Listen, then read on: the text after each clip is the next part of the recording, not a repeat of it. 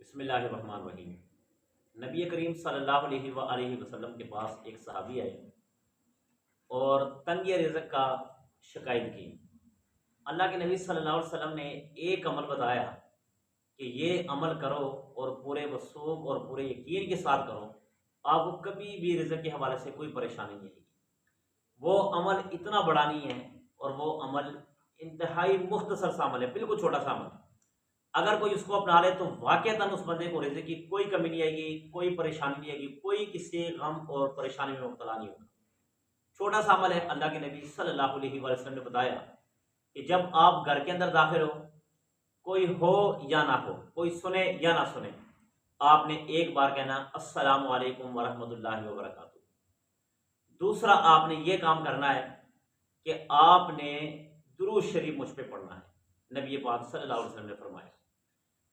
تیسرا یہ کہ آپ نے سورۃ الاخلاص پڑھنی ہے، قل هو اللہ احد اللہ الصمد لم یلد، یہ والی پڑھنی ہے۔ یہ چھوٹا سا عمل 3 کام کریں۔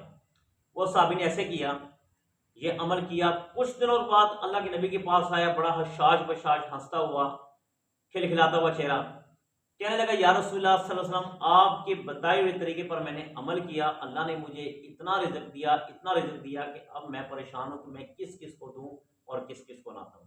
یہ چھوٹا سا عمل آپ بھی کریں۔ آج کل لوگ رزق کے حوالے سے بہت پریشان ہیں۔